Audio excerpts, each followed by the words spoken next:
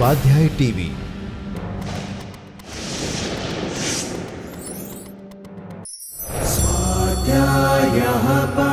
Doctor Baba Saheb Ambedkar open university.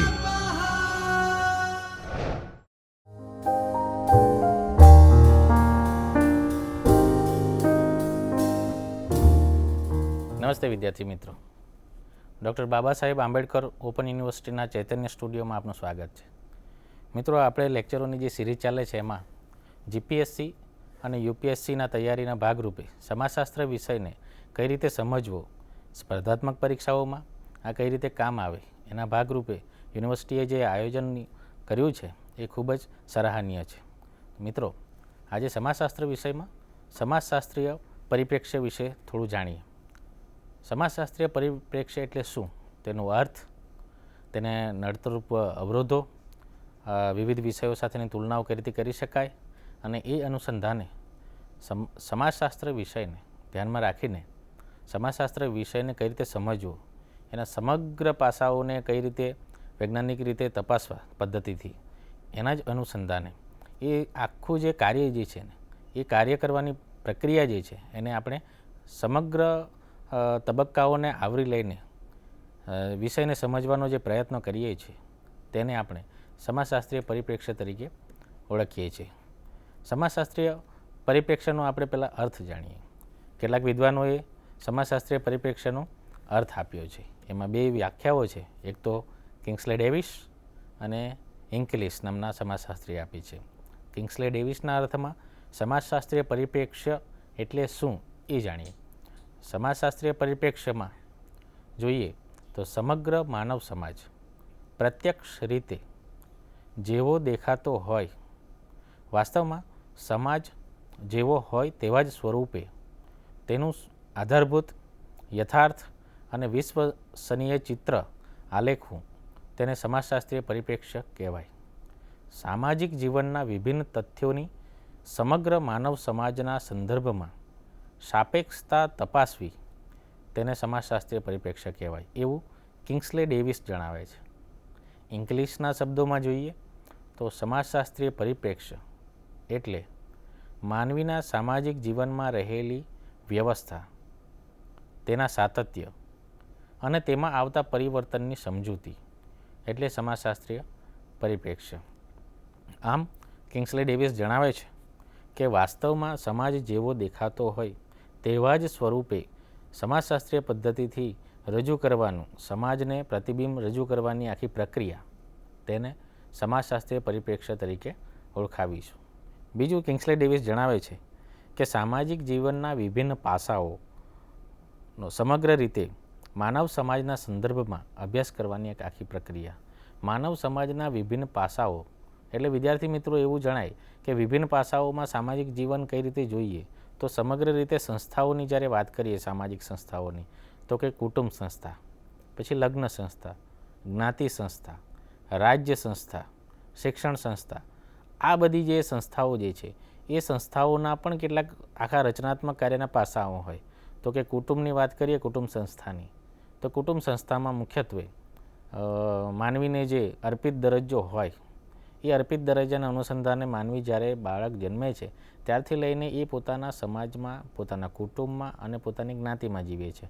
એના જ અનુસંધાને એનું આખું સામાજિકરણ જે થાય છે એ સામાજિકરણ કુટુંબ સંસ્થામાં થાય છે. એના જ અનુસંધાને માતા પિતા વચ્ચેના સંબંધો, એના લગ્ન અંગેના સંબંધો, લગ્ન અંગેના સંબંધોને કારણે ઊભી થતા વિવિધ જ્ઞાતિગત સંબંધો અને એ જ્ઞાતિના અનુસંધાને જે એમનો દરજ્જો જે છે એ દરજ્જાના સાથેના સંબંધો, આ બધા કેટલાક પાસાઓ જે છે એ પાસાઓનો વ્યવસ્થિત સમગ્રલક્ષી અભ્યાસ કરવાનું એક આખું પદ્ધતિ જે છે, અને એ સમગ્રલક્ષી અભ્યાસ કરવાની પદ્ધતિને એ આવરી લેવાના તબક્કાઓ જે છે એ તબક્કાઓને આપણે પરિપ્રેક્ષ્ય કહીશું. એ જ રીતે જ્ઞાતિ સંસ્થાની વાત કરીએ, લગ્ન સંસ્થાની પણ વાત કરીએ, ઇવન શિક્ષણ સંસ્થાની પણ જ્યારે વાત કરીએ તો માનવીનું સામાજિકરણ જે છે એક માનવી તરીકેનું, એટલે કે 1 થી 7 ધોરણ સુધીનું જે પ્રોસેસ છે માનવીને સામાજિકકરણ, એ 1 થી 7 પહેલાં માનવી જન્મે છે ત્યારથી લઈને 5 વર્ષનું કે 6 વર્ષનું થાય છે ત્યાં સુધી એ બાળક સમાજમાં કુટુંબ પાસેથી જ શીખે છે. એ શીખવાની જે આખી પ્રક્રિયા જે છે એ પ્રક્રિયા સામાજિકરણના અનુસંધાને બાળક સમાજીકરણ થાય છે ત્યાંથી લઈને શિક્ષણ સંસ્થામાં પ્રવેશે ત્યાં સુધી, અને એ શિક્ષણ સંસ્થાને કારણે એ પોતાનું વ્યક્તિત્વ જે છે એ વ્યક્તિત્વ પોતાના કુટુંબ,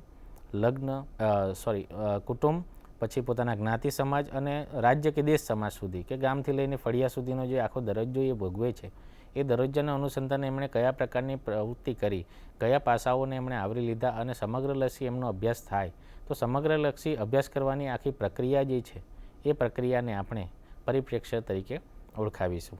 એટલે જ કિંગ્સલે ડેવિસ જણાવે છે કે સમગ્ર માનવ સમાજ પ્રત્યક્ષ રીતે જેવો દેખાતો હોય, એટલે કે વાસ્તવમાં સમાજ જેવો હોય તેવું જ પ્રતિબિંબ જ્યારે સમાજશાસ્ત્રીય રીતે રજૂ કરવાનું થાય, એટલે કે આધારભૂત વાસ્તવિક, એટલે કે કલ્પનાઓ આધારિત નહીં, અથવા તો જે રીતે આપણે વિચાર્યું હોય એવો જ સમાજ પણ નહીં, પણ એના જ અનુસંધાને વાસ્તવિક સમાજ જે છે એ વાસ્તવિક સમાજને જોવાનો એક આખો પ્રયત્ન કરવામાં આવે છે, એને જ આપણે પરિપ્રેક્ષ્ય તરીકે ઓળખાવીશું. એ જ રીતે ઇંગ્લિશના શબ્દોમાં જોઈએ તો ઇંગ્લિશ જણાવે છે કે સમાજશાસ્ત્રીય પરિપ્રેક્ષ્ય એટલે માનવીના સામાજિક જીવનમાં રહેલી વ્યવસ્થા. સામાજિક જીવનમાં રહેલી વ્યવસ્થા એટલે એમના સંબંધો, એમનો વ્યવસાય, એમનો દરજ્જો, એમનું ખાનપાન, એમના રીત રિવાજો, એ સમગ્ર વ્યવસ્થાઓ સમાજ સાથેની જોડાયેલી હોય. એ સમાજ સાથેની જોડાયેલી હોય તેના સાતત્ય અને તેમાં આવતા પરિવર્તન, એટલે કે કિંગ્સલે ડેવિસ જણાવે છે કે સામાજિક પરિવર્તનની આખી થિયરીમાં કે સામાજિક સંબંધોના ગુંફનમાં થતા ફેરફારો, સામાજિક સંબંધોના ગુંફનમાં થતા ફેરફારો એટલે સામાજિક પરિવર્તન. હવે સામાજિક સંબંધોનું ગુંફન એટલે શું એ પણ સમજવું જોઈએ. તો સામાજિક સંબંધોના ગુંફનમાં મોટે ભાગે દાંપત્ય જીવન અંગેના સંબંધો, પુત્ર પૌત્રી વચ્ચેના સંબંધો, દાદા દાદી વચ્ચેના સંબંધો, એ રીતે જે આખી જ્ઞાતિગત વ્યવસ્થા છે, સંબંધોની વ્યવસ્થા છે, ભારતીય પરિપ્રેક્ષ્યમાં લઈને કદાચ વિકસિત દેશોની આખી કુટુંબની જે વ્યવસ્થા છે એ ટેકનોલોજી આધારિત વિકસિત સમાજ હોવાથી એમની આખી સામાજિક સંબંધોની વ્યવસ્થા અલગ પણ હોઈ શકે છે. આમ આ બધું સાતત્યના સંબંધો જે છે એ તપાસવા માટેનું આખી વ્યવસ્થા જે છે એ વ્યવસ્થાને આપણે પરિપ્રેક્ષ્ય તરીકે ઓળખાવીએ છીએ. તો આ હતો સમાજશાસ્ત્રીય પરિપ્રેક્ષ્યનો અર્થ. બીજું કે જ્યારે પણ સમાજશાસ્ત્રીય પરિપ્રેક્ષ્ય ભણીએ છીએ ત્યારે સમાજશાસ્ત્રીય પરિપ્રેક્ષ્યમાં દાખવવામાં નડતા અવરોધો, પરિપ્રેક્ષ્ય દાખવવામાં નડતા અવરોધો એટલે કેટલા, તો મુખ્યત્વે 3 આપણે હાલમાં ભણી શકીશું.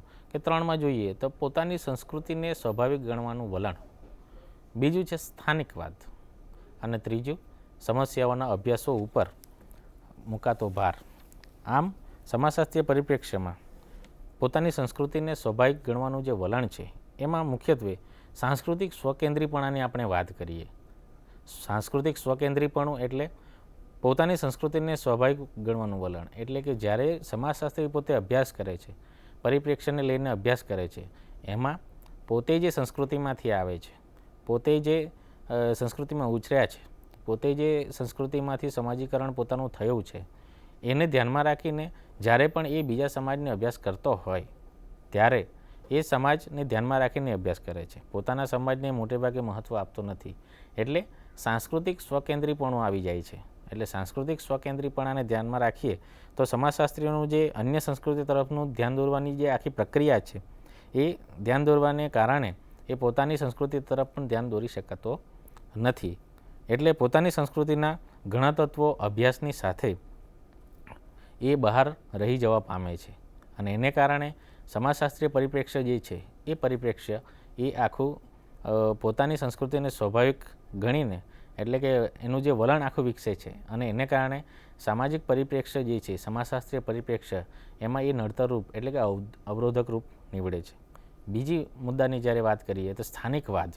સ્થાનિકવાદમાં સ્થાનિક સમાજના અભ્યાસોને એ પ્રાધાન્ય આપે પણ અન્ય સમાજને પ્રાધાન્ય નથી આપતો. એવા કિસ્સાઓમાં જ્યારે પણ સમાજશાસ્ત્રી તટસ્થ રીતે, મોટેભાગે આપણે આગળના વ્યાખ્યાનોમાં જોયું કે સમાજશાસ્ત્ર એટલે શું, તો કે સમાજશાસ્ત્ર એટલે એવી રીતે કામ કરે છે કે સમાજ કેવો હોવો જોઈએ એનું કોઈ સલાહ કે માર્ગદર્શન સમાજશાસ્ત્ર આપતું નથી, પણ સમાજ જેવો છે તેવો જ, એટલે કે સમાજ કેવો હોવો જોઈએ એવું નથી, પણ સમાજ જેવો છે તેવો જ બતાવવાની આખી પ્રક્રિયાના આધારે એ બતાવવાનો પ્રયત્ન કરે છે.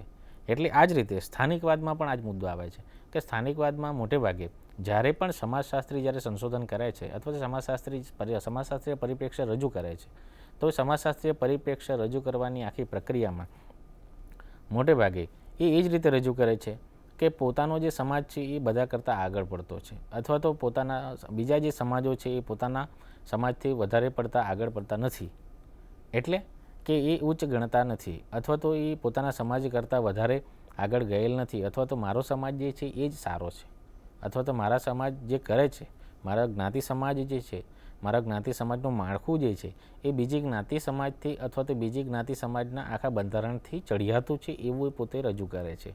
આવા કિસ્સામાં પોતાનું જે વતનનું પોતાનું વલણ છે, પોતાનું સ્થાનિકપણું છે, એ સ્થાનિકપણું સૌથી વધુ જ્યારે સમાજશાસ્ત્રીય પરિપ્રેક્ષ્ય એ રજૂ કરે છે, ત્યારે સમાજશાસ્ત્રીય પરિપ્રેક્ષ્ય રજૂ કરવા સમયે એમનો સમાજશાસ્ત્રીય પરિપ્રેક્ષ્ય સાચું રજૂ થતું નથી અને એ અવરોધરૂપ એટલે કે નડતરરૂપ થાય છે. આ બીજો મુદ્દો જે છે એ સ્થાનિકવાદનો આખો છે. એ સ્થાનિકવાદમાં આ આખું અવરોધરૂપ તો નીવડે જ છે, સાથે સાથે સમસ્યાઓના અભ્યાસો પર પણ મુકાતો ભાર થાય છે.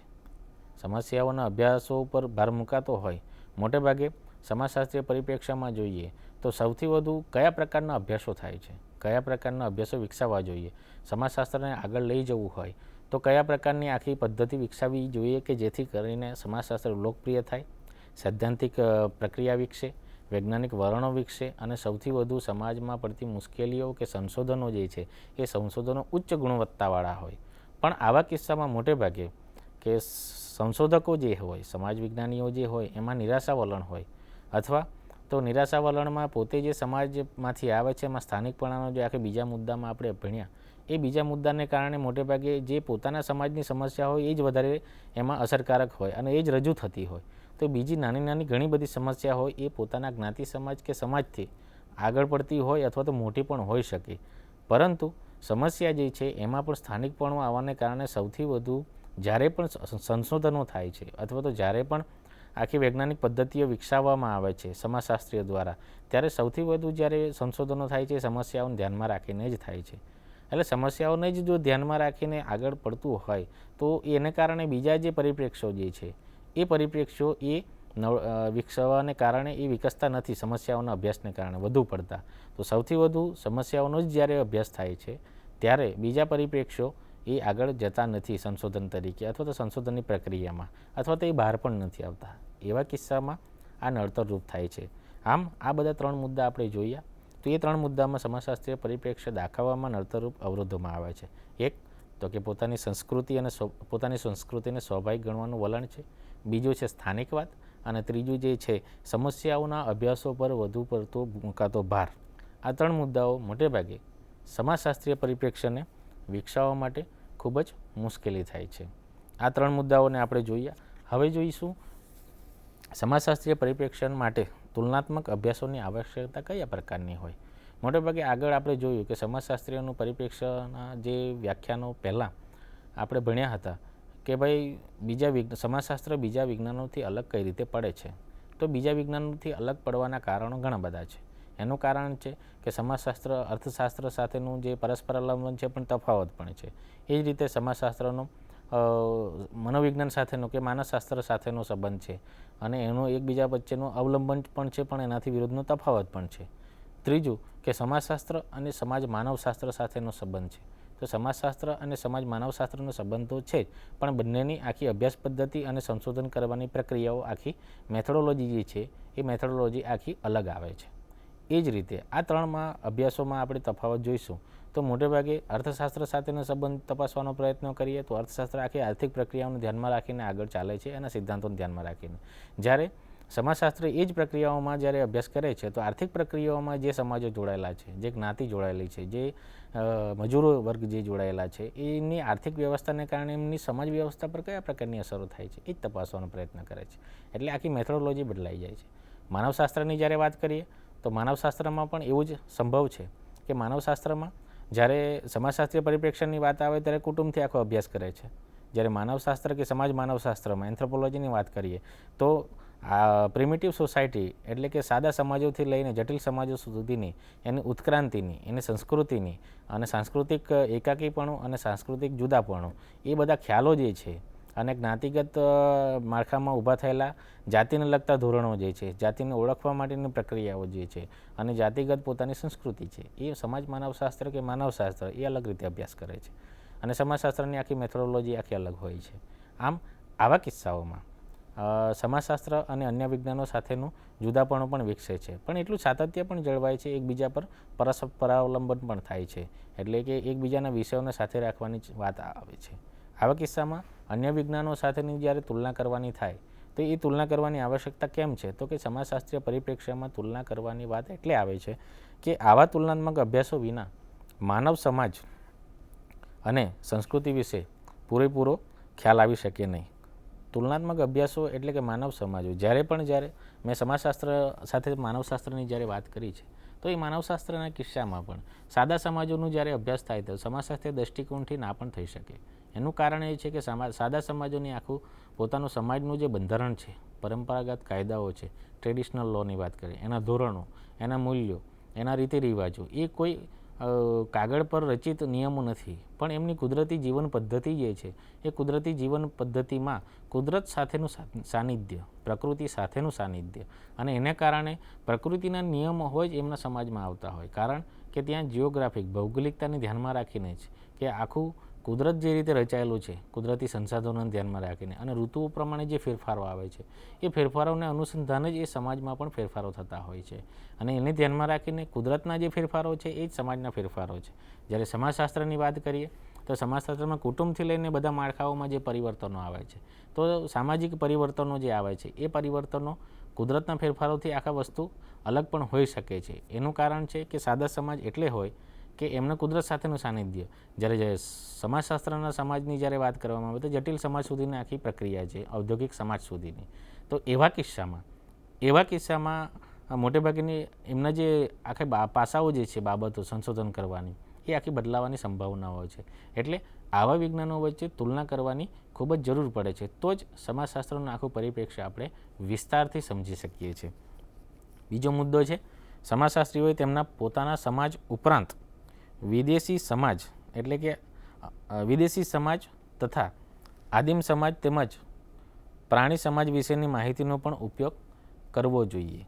બીજા મુદ્દામાં એમ કહ્યું છે મિત્રો કે પોતાના સમાજ ઉપરાંત પણ વિદેશી સમાજ, એટલે કે પોતાના સમાજને જ ધ્યાનમાં રાખીને બીજા સમાજો પણ એવા જ હોવા જોઈએ અથવા તો એવા જ હોય એવી માન્યતા ભૂલ ભરેલી છે. કારણ કે ભારતીય પરિપ્રેક્ષ્યમાં ગામથી લઈને રાજ્ય સુધીના એક કહેવત એવી છે કે 12 ગામોએ બોલી બદલાય.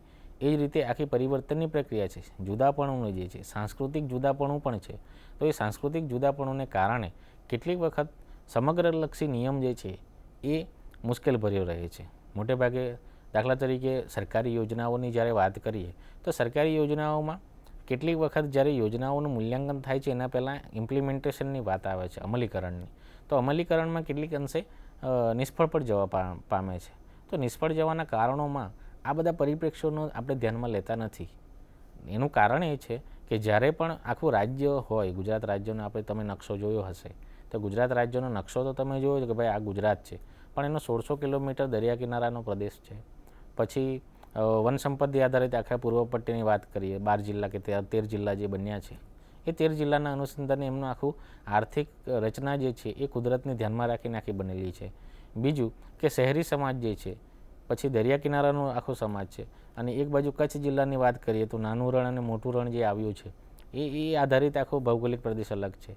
તો આવા કિસ્સામાં એક પ્રકારની યોજનાઓ છે બધી લાગુ પડે નહીં, અને એના કારણે વિવિધ એરિયા અને જ્ઞાતિ સમાજ અને જીવન પદ્ધતિ આ બધાને પરિપ્રેક્ષ્યને ધ્યાનમાં રાખીને જ્યારે યોજનાઓનું મૂલ્યાંકન અમલીકરણ થાય તો મોટેભાગે એવા કિસ્સામાં યોજનાઓ સફળ થવાના સંભાવનાઓ વધી જાય છે. પરંતુ જ્યારે કોઈ એક સમસ્યાને ધ્યાનમાં રાખીને આખી જે નિયમ જે છે સમગ્રલક્ષી લાગુ પાડવામાં આવે છે, એવા સમયે યોજના નિષ્ફળ જવાની સંભાવનાઓ છે. એનું કારણ એ છે કે પરિપ્રેક્ષ્યને આપણે સંપૂર્ણપણે અમલી કરી શક્યા નથી, અથવા તો એની સાથે લાગુ પાડી શક્યા નથી, અથવા તો સાયુજ્ય સ્થાપી શક્યા નથી. આવું બનવા સંભવ છે. આમ વિદેશી સમાજની જ્યારે વાત કરી છે, હવે આદિમ સમાજની પણ વાત કરીએ કે ભાઈ આદિમ સમાજ જે છે મોટેભાગે આફ્રિકાને બાદ કરતાં ભારતમાં સૌથી વધુ આદિવાસીઓની સંખ્યા છે, અને એ આદિવાસીઓની સંખ્યામાં મધ્યપ્રદેશ રાજ્ય જે છે એ મધ્યપ્રદેશ રાજ્યની સૌથી વધુ આદિવાસીઓ ધરાવતું રાજ્ય છે. આવા કિસ્સામાં ગુજરાતની વાત કરીએ તો 95 લાખથી વધુ આદિમ સમૂહો છે, 25 જેટલા આદિજાતિ સમૂહો એટલે કે કબીલાઓ રહે છે. એ ગુજરાત સરકાર અંદરમાં મોટેભાગે પૂર્વ પટ્ટીમાં વસતા આદિમ સમુદાયો છે. આવા કિસ્સામાં દરેક સમુદાયની જે કલ્ચર છે પણ રહેણી કહેણી કેટલીક વખત સામ્યતા પણ ધરાવે છે, પરંતુ કબીલા પ્રમાણે એમની જાતિગત પોતાની સંસ્કૃતિ, પોતાનો નિશ્ચિત ભૌગોલિક વસવાટ તથા પોતાની અલગ બોલી એવા કારણે રાષ્ટ્રપતિ દ્વારા નોંધાયેલા જે અનુસૂચિમાં નોંધાયેલા જે જનજાતિઓ છે એમને આદિવાસી સમાજ તરીકે આપણે ઓળખીએ છીએ, પરંતુ એમને જ્યારે સમાજશાસ્ત્રીય પરિપ્રેક્ષ્યથી લઈએ તો કેટલીક વખત યોજનાઓનું મૂલ્યાંકનની મેં આગળ વાત કરી, તો એવા જ કિસ્સામાં પણ ભૌગોલિક એરિયાને ધ્યાનમાં રાખીને એ અમલીકરણ થવાની સંભાવનાઓ ઘટી જાય છે. એનું કારણ એ છે કે કેટલાક મુદ્દા એટલે કે કેટલુંક પરિપ્રેક્ષ્યને આપણે ધ્યાનમાં લેતા નથી. આવા કિસ્સામાં એ પરિપ્રેક્ષ્યમાં શું તો કે એમની ભૌગોલિક એરિયા કેવો છે, એમની સંસ્કૃતિ કયા પ્રકારની છે, એમની જીવન પદ્ધતિ કયા પ્રકારની છે, કયા સમયે એ લોકોના તહેવારો આવે છે, કયા સમયે ભારતીય સમાજ કે ગુજરાત રાજ્ય સમાજના જે છે એ સમાજના તહેવારો આવે છે, એ બંને તહેવારો વચ્ચે ભેદ શું છે. આવા કિસ્સામાં તહેવારોને કારણે પણ, જીવન પદ્ધતિને કારણે પણ, પછી પાકોની ખેત પદ્ધતિ જે છે એ ખેત પદ્ધતિને કારણે પણ પરિવર્તનો આવતા હોય, તો આવા કિસ્સામાં ધ્યાનમાં રાખીને કે તહેવારોનો હોય તો રજાના બાબતના મુશ્કેલીઓ હોય, પછી શિક્ષણની બાબતની મુશ્કેલીઓ હોય, તહેવારના સંદર્ભમાં રજા કયા દિવસે હોય, તહેવાર એમનો બીજા દિવસે હોય. ત્રીજું કે જીવન પદ્ધતિ જે છે કે શિયાળો, ઉનાળો અને ચોમાસું, તો આ 3 કિસ્સાઓમાં કેટલીક વખત વધારે વરસાદ પડતો હોય તો એવા કિસ્સામાં ત્યાં સૌથી વધુ પાણીની તંગી પણ પડતી હોય, તો આવા કિસ્સામાં પણ યોજનાઓનું અમલીકરણ કરવું હોય તો એ બધા પરિપ્રેક્ષ્યોને સમજીને આગળ ચાલવું જોઈએ કે જેથી કરીને યોજનાઓનું સારી રીતે અમલીકરણ કરી શકાય, તો જ આ પરિપ્રેક્ષ્યને આપણે સારી રીતે સમજી શકીએ. તો આ આદિમ સમાજની વાત હતી. બીજું, પ્રાણી સમાજ વિશેની માહિતીનો ઉપયોગ કરીએ. સૌથી વધુ જીવદયા પ્રેમીઓમાં આવતું હોય કે ભાઈ પ્રાણીઓનું હિંસા ઓછી થવી જોઈએ અથવા તો એના પર નાબૂદ થવી જોઈએ. આવા કિસ્સામાં મોટેભાગે જે હિંસક પ્રાણીઓ જે છે, હિંસક પ્રાણીઓ સિવાયના પણ કેટલાક પ્રાણીઓ જે છે માનવીના સમાજની વચ્ચે પણ રહે છે, એ આપણે જોઈએ છીએ. તો આવા કિસ્સામાં એમને પણ જીવદયા પ્રેમીઓ દ્વારા તમે છાપાઓ દ્વારા વાંચતા હશો કે ભાઈ કેટલાક તહેવારો, મોટેભાગે ઉત્તરાયણનો તહેવાર આવે છે ત્યારે પક્ષીઓને બચાવવા માટેના પ્રયત્નો કેટલીક સંસ્થાઓ દ્વારા ઘણું બધું થાય છે, અથવા તો જાહેર છાપાઓ કે પછી સમાચારો આપતી ચેનલો દ્વારા આપણને એની માહિતી મળે છે. પરંતુ બીજા પણ એવા પ્રાણીઓ છે કે જેને કારણે એમનું અસ્તિત્વ જે છે એ અસ્તિત્વ જોખમાયું છે. દાખલા તરીકે કુદરતી ખાતરની જગ્યાએ રાસાયણિક ખાતરોનો સૌથી વધુ ઉપયોગ હોય તો જમીનમાં સાથે જોડાયેલા ખેતીના પાકો સાથે જોડાયેલા પ્રાણીઓ કે પક્ષીઓ હોય એમનું નિકંદન નીકળતું જાય છે. દાખલા તરીકે સાપની વાત કરીએ તો સાપ પણ મોટેભાગે ખેતીની પદ્ધતિમાં, પછી નળિયાની વાત હોય, પછી આવા બધા કેટલાક પ્રાણીઓ છે, સાથે પક્ષીઓ પણ છે. તો આવા બધા કિસ્સાઓને ધ્યાનમાં રાખીને, ભૌગોલિક એરિયાને ધ્યાનમાં રાખીને એ પરિપ્રેક્ષ્ય તપાસવું જોઈએ. તો પ્રાણીનો આખો સોસાયટી જે છે, આખો સમાજ છે, એ સમાજની જિયોગ્રાફિકલ એમના કુદરતી અધિકારોને ધ્યાનમાં રાખીને આપણે એમને તપાસીને એ એરિયા પૂરતું, મોટેભાગે સરકારો દ્વારા નેશનલ પાર્ક થિયરી આવતી હોય, પછી પાર્કલેન્ડ થિયરી આવતી હોય, કે પછી આરક્ષિત વિસ્તારો જાહેર કરેલા હોય, અભયારણ્યો જાહેર કરેલા હોય, પણ એ અભયારણ્યોને કારણે એવી બોર્ડર બનાવી દઈએ છે કે જેથી કરીને એકબીજા એ બોર્ડર પૂરતું સીમિત થઈ જાય છે અને એને કારણે બીજા પ્રદેશ સુધીના એમના જે હલનચલનની આખી પ્રક્રિયા છે, સ્થળાંતરની પ્રક્રિયા છે ઋતુ પ્રમાણેની, એ પણ આપણે કોઈક વાર સમજવામાં મુશ્કેલી નડે છે અને એને કારણે પણ એમની જીવન પદ્ધતિ પર આખું પરિવર્તન આવે છે અથવા તો એમને અસ્તિત્વનો ખતરો થઈ જાય છે. તો આવા કિસ્સામાં આ બધા સમગ્ર રીતે એમની જીવન પદ્ધતિને સમજવાનો પ્રયત્ન કરવો જોઈએ, તેથી જ આખું આપણું સમાજશાસ્ત્રીય પરિપ્રેક્ષ્ય સમજી શકીએ. તો આ બધી તુલના કરવાની વસ્તુ છે. ત્રીજો મુદ્દો છે આદિમ સમાજનો અભ્યાસ સમાજ માનવશાસ્ત્રીય રીતે કરી શકાય. કેટલીક વખત સમાજશાસ્ત્રીય રીતે જોઈએ તો જ્ઞાતિના માળખાને, કુટુંબના માળખાને કે લગ્ન સંસ્થાના માળખાને ધ્યાનમાં રાખીને સમગ્રલક્ષી, પણ રેસિઝમની જ્યારે વાત આવે છે જાતિની, તો જાતિ મોટેભાગે આખી વસ્તુ અલગ છે. એ અલગ હોવાને કારણે, એમની સંસ્કૃતિ અલગ હોવાને કારણે પણ એમનું માળખું સમજવું ખૂબ જ મુશ્કેલ છે. આવા કિસ્સામાં એન્થ્રોપોલોજીકલ સર્વે જે છે, માનવશાસ્ત્રીય સર્વે, તો માનવશાસ્ત્રીય સર્વેને એમની સંસ્કૃતિ ઉત્ક્રાંતિથી ધ્યાનમાં લઈને એમના રિવાજો, રહેણીકરણી તથા એમનું પોતાનું જાતિપંચ કે બંધારણ હોય, એ બંધારણ સુધી સમજવાની પ્રક્રિયા છે. એ પ્રક્રિયા સમાજશાસ્ત્રીય પરિપ્રેક્ષ્યમાં આવરી લેવાવી જોઈએ અને એ માનવશાસ્ત્રીય રીતે થવી જોઈએ, તો જ એને આપણે સારી રીતે સમજી શકાય. પછી ચોથો મુદ્દો છે કે ભાઈ વિદેશી સમાજનો અભ્યાસ ભારતીય સમાજની સાથે તુલના કરીને અભ્યાસ કરી શકાય. એટલે કે કેટલી વખત એવું હોય કે આપણો જ સમાજ સારો છે અને વિદેશી સમાજ આવો છે, અથવા તો આપણા સમાજમાં ખૂબ જ ઉત્કૃષ્ટ મૂલ્યો છે અને વિદેશી સમાજમાં ઉત્કૃષ્ટ મૂલ્યો નથી, એવી માન્યતાઓ કે એવા તથ્યો જે છે એ ભૂલ ભરેલા હોય છે એવું લાગે છે. તો એવા કિસ્સામાં આપણે એ તુલનાત્મક અભ્યાસો દ્વારા જાણી શકીએ કે કઈ પદ્ધતિ સારી છે, કઈ પદ્ધતિ ખરાબ છે, અથવા તો જીવનની પદ્ધતિ, એમની રહેણી કરણી, કે પછી ટેકનોલોજી આધારિતની પદ્ધતિ, અથવા તો રોજગારી આધારિત પદ્ધતિ, વિદેશી સમાજમાં જે આખી વિકસેલી પ્રથા છે અને આપણા ભારતીય પરિપ્રેક્ષ્યમાં કે ગુજરાતના પરિપ્રેક્ષ્યમાં વિકસેલી આખી પ્રથા છે. એવા બધા કિસ્સાઓને તુલનાત્મક રીતે આપણે અભ્યાસ કરવો જોઈએ કે જેથી કરીને સમાજશાસ્ત્રીય આ રીતે પરિપ્રેક્ષ્યનો અભ્યાસ કરી શકાય. તો આ બધી આવશ્યકતાઓ પણ છે. તો મિત્રો, જીપીએસસી અને યુપીએસસીના કિસ્સામાં મોટેભાગે સમાજશાસ્ત્રીય પરિપ્રેક્ષ્યની જ્યારે વાત આવે છે ત્યારે આ બધા મુદ્દાઓને કેટલુંક સમજીને સમાજશાસ્ત્રને આગળ સમજી શકાય. પાછળથી ધોરણો, મૂલ્યો, રીતિ રિવાજ, આ બધા મુદ્દાઓ જે છે એ પરિપ્રેક્ષ્યની અંદર આવી જાય છે. તો વિસ્તારથી આપણે સમજી શકીએ અથવા તો એ પુસ્તકો મેળવીને આપણે આગળ જાણી શકીએ. કેટલાક પુસ્તકો, સંદર્ભિત પુસ્તકો જે છે હું આપને બતાવવા માગું છું. એવા કિસ્સામાં આ જે પુસ્તકો છે સમાજશાસ્ત્રીય પરિપ્રેક્ષ્યને સમજવા માટે, તો એ પુસ્તકોમાં 3-4 પુસ્તકો સંદર્ભ તરીકે આપણે લઈએ છીએ. તો સમાજશાસ્ત્ર પરિચય છે 2011-12ની, પ્રોફેસર જે.કે. દવે અને નડ્ડા પ્રકાશન દ્વારા પ્રકાશિત છે. પછી ESO 1 આપણી યુનિવર્સિટીના અભ્યાસ આધારિત પુસ્તિકા છે, એમાં પણ આપણને આ બધા મુદ્દાઓ મળી શકશે. સમાજનો અભ્યાસ બ્લોક 1 છે, સમાજશાસ્ત્રીય સમજૂતી, આપણી doctor Baba Saheb Ambedkar open university દ્વારા આખું અભ્યાસક્રમમાં ચલાવાતી પુસ્તિકા છે. પછી ESO 3 પણ છે, સમાજશાસ્ત્રીય વિચારધારા બ્લોક 1ની પ્રારંભિક સમાજશાસ્ત્ર, એમાં doctor Baba Saheb Ambedkar open university દ્વારા એ અભ્યાસક્રમમાં દાખલ છે. ચોથું છે ભારતીય સમાજ અને ભારતમાં સામાજિક સમસ્યાઓ, 2009-10નું એડિશન છે, પ્રોફેસર એજી શાહ અને જે.કે. દવે દ્વારા નડા પ્રકાશન દ્વારા પ્રકાશિત છે. તો આ હતું સમાજશાસ્ત્રીય પરિપ્રેક્ષ્ય. અને આપણે આગળ જીપીએસસી અને યુપીએસસીના મુદ્દામાં કઈ રીતે તમે વિસ્તારથી વાંચી શકો ત્યાં સુધી આટલો ખ્યાલ આવી શકે, એના માટે આ એક આખું વ્યાખ્યાનનું આયોજન હતું. આવનારા વ્યાખ્યાનમાં ખૂબ જ બીજા વ્યાખ્યાન સાથે, રસદાર વ્યાખ્યાન સાથે મળીશું. ત્યાં સુધી આની તૈયારી ચાલુ રાખીએ. ત્યાં સુધી રજા આપો. નમસ્તે. स्वाध्यायः परमं तपः।